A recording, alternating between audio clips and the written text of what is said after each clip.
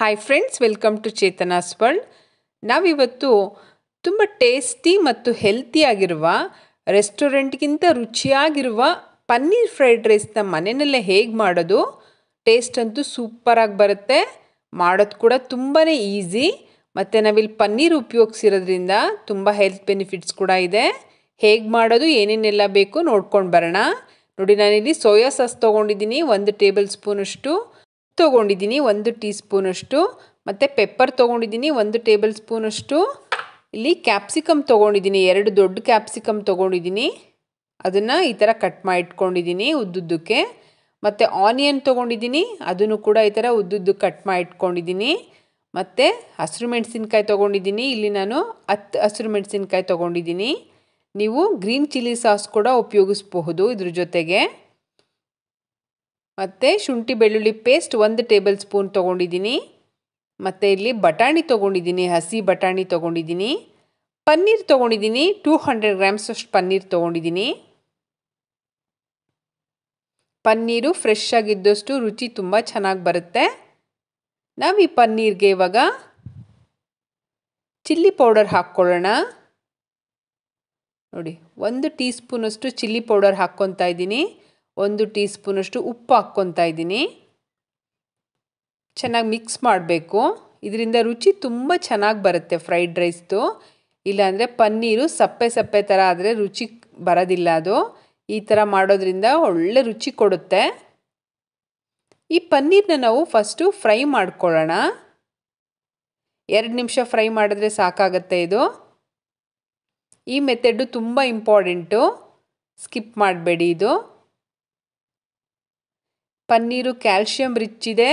ಇದರಿಂದ ಬೋನ್ಸ್ಗೆ ಮತ್ತು ಟೀತ್ಸ್ಗೆ ಎಲ್ಲ ತುಂಬ ಹೆಲ್ತ್ ಬೆನಿಫಿಟ್ಸ್ ಇದೆ. ಮಕ್ಳಿಗಂತೂ ನಾವು ವೆಜಿಟೇರಿಯನ್ಸು ವಾರದಲ್ಲಿ 2 ಸರಿ ಕೊಡಲೇಬೇಕು ಪನ್ನೀರು. ಅಷ್ಟು ಹೆಲ್ತ್ ಬೆನಿಫಿಟ್ಸ್ ಇದೆ ಪನ್ನೀರಿಂದ. ನೋಡಿ, ಚೆನ್ನಾಗಿ ಫ್ರೈ ಆಯಿತು. 2 ನಿಮಿಷ ಮಾತ್ರ ಮಾಡಬೇಕು, ಜಾಸ್ತಿ ಮಾಡಿದ್ರೆ ಇದು ರಬ್ಬರ್ ರೀತಿ ಆಗೋಗ್ಬಿಡುತ್ತೆ, ಹಾರ್ಡ್ ಆಗುತ್ತೆ. ನಾನೀಗ ತೆಗೆದಿಟ್ಟಿದ್ದೀನಿ. ನೆಕ್ಸ್ಟು ಬೇರೆ ಪ್ಯಾನ್ಗೆ 3 ಟೇಬಲ್ ಸ್ಪೂನಷ್ಟು ಆಯಿಲ್ ಹಾಕ್ಕೊಂಡಿದ್ದೀನಿ. ಅದಕ್ಕೆ ನೋಡಿ, ಡೈರೆಕ್ಟಾಗಿ ನಾನು ಈ ಥರ ಆನಿಯನ್ ಹಾಕ್ತಾಯಿದ್ದೀನಿ, ಕಟ್ ಮಾಡಿರೋದು. ಇದು ಸ್ವಲ್ಪ ಫ್ರೈ ಆದರೆ ಸಾಕು, ಯಾವುದು ತುಂಬ ಫ್ರೈ ಆಗೋ ಅವಶ್ಯಕತೆ ಇಲ್ಲ ಫ್ರೈಡ್ ರೈಸ್ಗೆ. ನಾವು ಶುಂಠಿ ಬೆಳ್ಳುಳ್ಳಿ ಪೇಸ್ಟ್ ಇಟ್ಕೊಂಡಿದ್ವಲ್ಲ, ಅದನ್ನು ಕೂಡ ಹಾಕ್ಕೊಳ್ಳೋಣ. ನೀವು ಕಟ್ ಮಾಡಿ ಕೂಡ ಹಾಕ್ಕೋಬೋದು ಶುಂಠಿನ ಬೆಳ್ಳುಳ್ಳಿನ. ನೋಡಿ, ಚೆನ್ನಾಗಿ ಫ್ರೈ ಆಗಲಿ ಇದು. ಇವಾಗ ಹಸಿ ಸ್ಮೆಲ್ ಹೋಗಬೇಕದು ಶುಂಠಿ ಬೆಳ್ಳುಳ್ಳಿದು. ತುಂಬ ಬೇಗ ಆಗೋಗುತ್ತೆ ಇದು, ಕ್ವಿಕ್ಕಾಗಿ.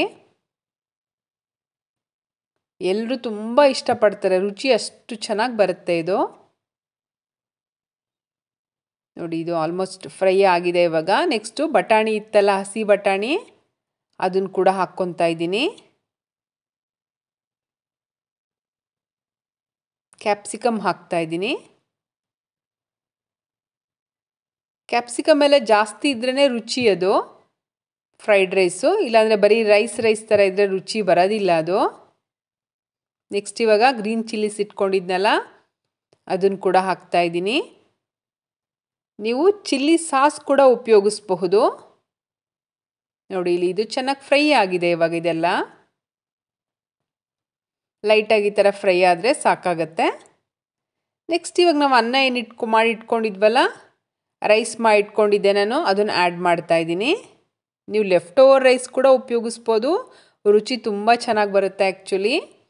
ನೋಡಿ, ಸೋಯಾ ಸಾಸ್ ಇತ್ತಲ್ಲ, ಅದನ್ನು ಕೂಡ ಹಾಕ್ಕೊತಾ ಇದ್ದೀನಿ.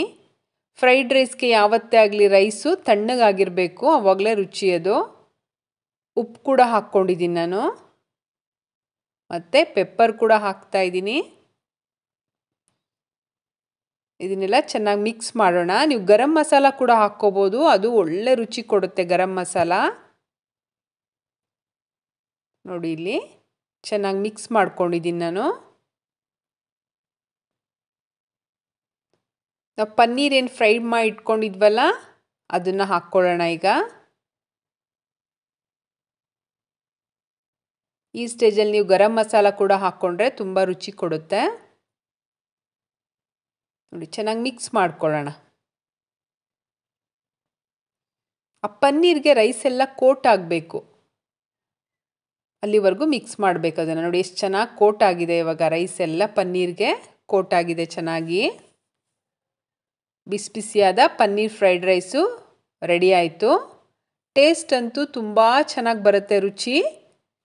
ಮಧ್ಯೆ ಮಧ್ಯೆ ಆ ಪನ್ನೀರ್ ಸಿಗ್ತಾ ಇರುತ್ತಲ್ಲ, ಅದು ಒಳ್ಳೆ ರುಚಿ ಕೊಡುತ್ತೆ. ನೋಡಿ ಎಷ್ಟು ಚೆನ್ನಾಗಿ ಕಾಣ್ತಾ ಇದೆ.